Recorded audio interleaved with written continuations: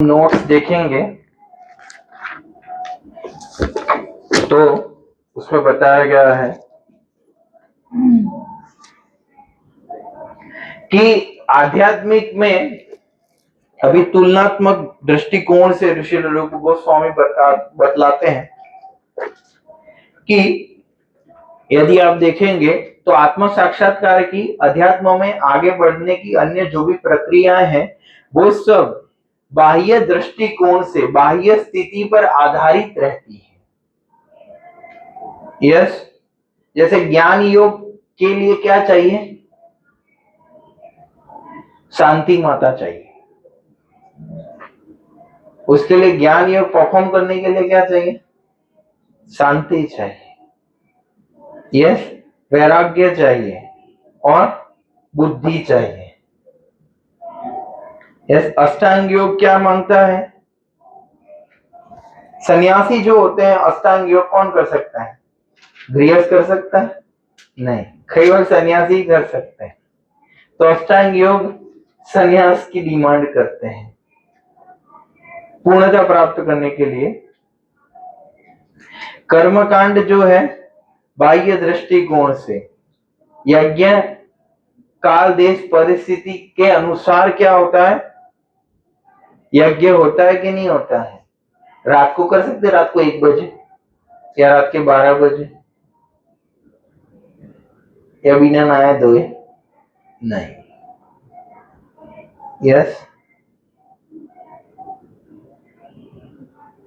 इसीलिए श्रील प्रभुपाद ने अध्याय को क्या नाम दिया था? Purity of devotional service.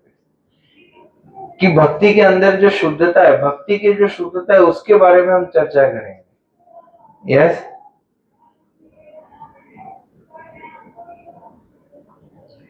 बाकी में क्या है कि अगर आपका बहुत ही उच्च स्थिति है, ब्राह्मण परिवार में जन्म लिए हैं, बहुत ही ज्यादा शुद्धि नीति नियमों का पालन किया है, वर्णाश्रम धर्म का पालन किया है, तो हो सकता है कि वर्णाश्रम में ऊपर प्रगति हो। यस, पर बोले भक्ति योग करने में ये सब कुछ नहीं चाहिए। उसके लिए कोई भी प्री रिक्विजिटिव, कोई पहले योग्यता नहीं चाहिए। यस, क्योंकि भक्ति का कोई भी भौतिक कारण नहीं है। यस, क्यों? क्योंकि भक्ति क्या है? सवे पुंसाम परो धर्मो यथोर भक्ति हृदोक सजे अहेतु की प्रतीयता ययात्मा सुप्रसिद्ध। क्योंकि जीव का धर्म ही है, जीव के अंदर बाय डिफॉल्ट नेचर है क्या? भक्ति करना। जीव भक्ति करने के लिए बना है और कुछ कर नहीं सकता वो। इसीलिए भी वास्तविकता में ऐसा नहीं है कि हम कोई कृत्रिम रूप से जीव को समझा रहे हैं कि भक्ति करा, इस तरीके से नहीं बता रहे उसको, समझ रहे हैं? क्योंकि जीव भक्ति करने के लिए ही बना है वैभव जी। पीछे बैठ के तो जीव को कुछ पता नहीं चलेगा, खो जाएगा जीव, आगे आ जाएगा। नहीं, आगे आ जाएगा।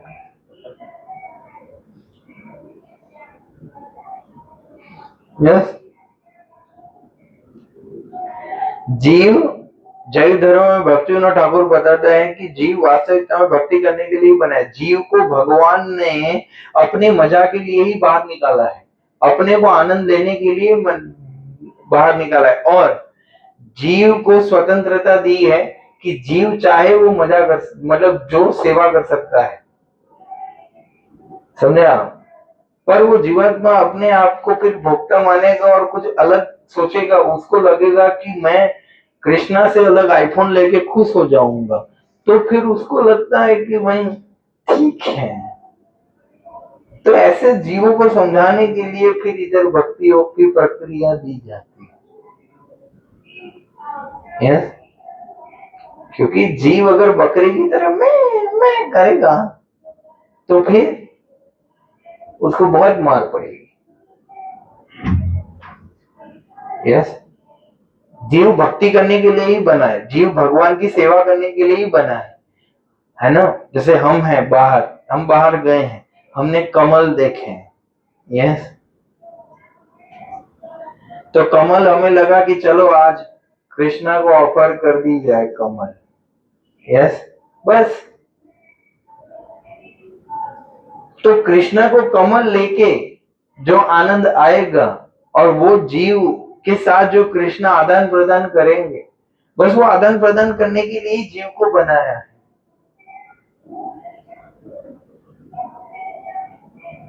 जीव बाहर जाएगा, उसको लगे कि आज चलो, आज मैं पनीर खिलाता हूं कृष्णा को, तो ठीक है खिलाओ।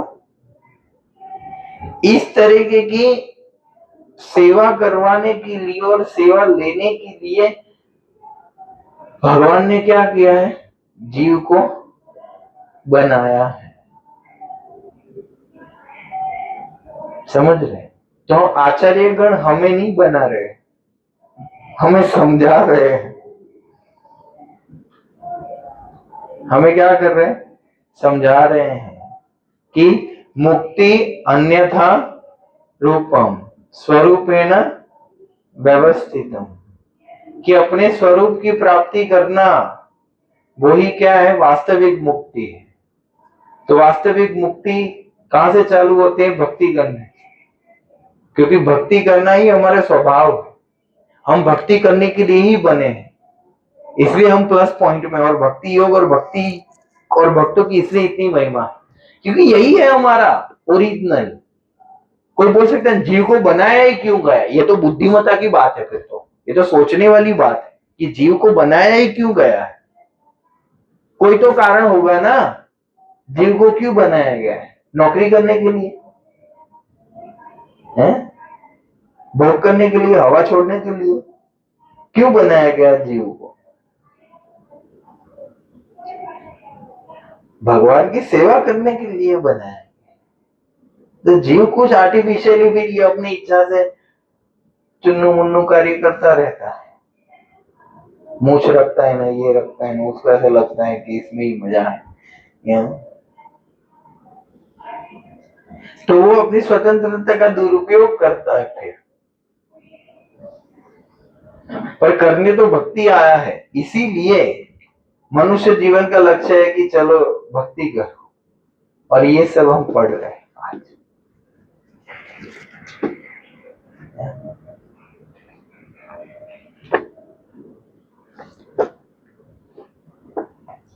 तो भक्ति कोई जात पर या बर्थ पर आधारित नहीं रखता कि चांडाल परिवार में जन्म है या अमेरिका जन्म या कहीं पे भी जन्म, कोई पे भी जन्म हो, एक ईसा तो कर ही सकते हैं।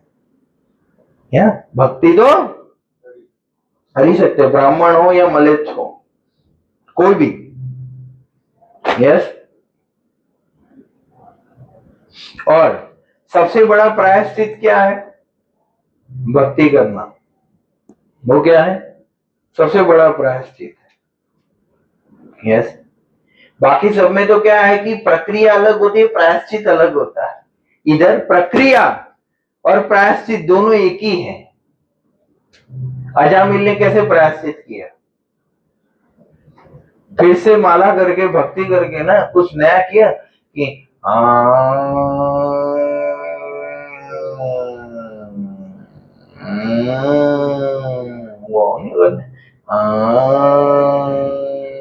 वो कोई ऐसे कोई निराकार ध्यान नहीं किया अजामिल ने, समझ रहे हो, ऐसा अपना कोई मशीन नहीं दौड़ा है कि निराकार ध्यान किया किया, उसके बाद 10 15 20 साल करने के बाद फिर क्या, माला पकड़ी, अभी मैं योग्य हूँ माला के, ऐसा नहीं किया ना उसने। उसने तो डायरेक्ट माला पकड़ा, जो छोड़ा था है? जो विषय के आने के बाद बाहर चला गया था, वही फिर से पकड़ा। यस। तो इस तरीके से समझना है कि भक्ति के लिए, भक्ति कुछ गलत हो जाए तो फिर से आप माला करोगे, भक्तियों का पालन करोगे तो फिर से उस स्तर पर पहुंच जाओगे, और वही सबसे बड़ा प्रायश्चित है। मैं उपवास करूंगा, पप्पू माला करो, या क्या करो, हाँ फिर से अपने आप को जितना माया अटैक करे उतना क्या करो, होगी नहीं। अपने आप को भक्ति में लगाओ, जितना भारी पतन हो उतना भारी सेवा करो।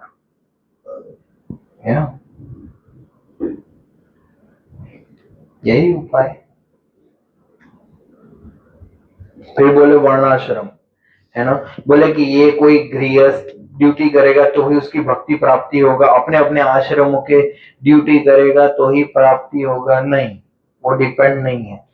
भले वो किया कि ना किया, अभी तो कौन है? अभी तो कौन कर रहा है अपने धर्म का पालन? नहीं कर रहे हैं ना, तो भी भक्ति तो मिलेगी ना। पर आप देखो अन्य मार्गों में कैसा है कि यदि वर्णाश्रम अच्छे से नहीं करोगे तो अन्य चीजें तो नहीं मिलेगी आपको। ऐसे टर्म्स एंड कंडीशन अप्लाई होता है, पर भक्ति में क्या है, ऐसा कोई टर्म्स एंड कंडीशन अप्लाई नहीं है। यस, समझ में आया? तो ये क्या था, पूरे अध्याय का क्या कंक्लूजन है।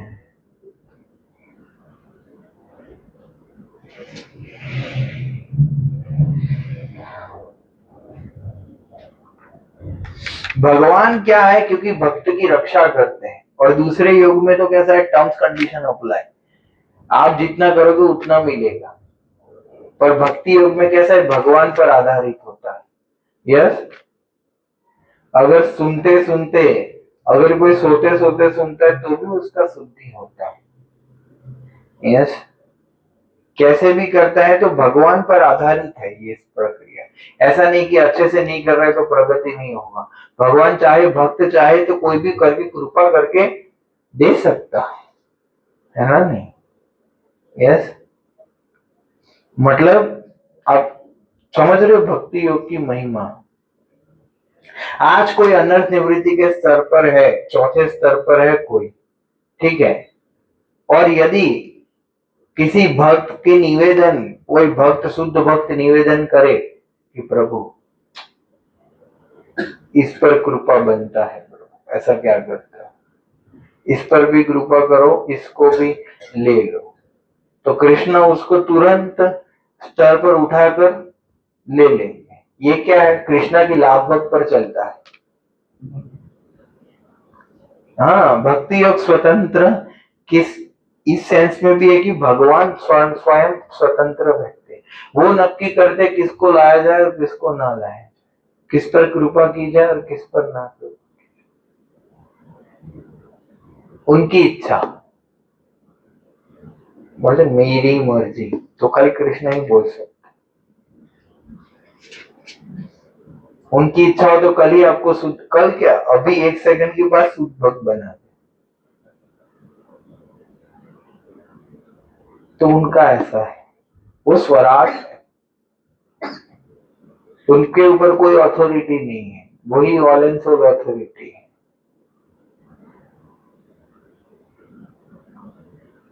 तो चाहे तो कुछ भी कर सकते हैं। तो ये भगवान और भक्ति की क्या है, और ये भक्ति के मार्ग क्या है, ये शुद्धता है कि भगवान और भक्त दोनों स्वतंत्र होते। भक्त कोई प्रकृति के गुणों पर किसी पर आधारित नहीं होता, वो केवल भगवान की कृपा पर आधारित होता है। हरे कृष्ण। श्रील प्रभुपाद की, श्रील रूप गोस्वामी प्रभुपाद की।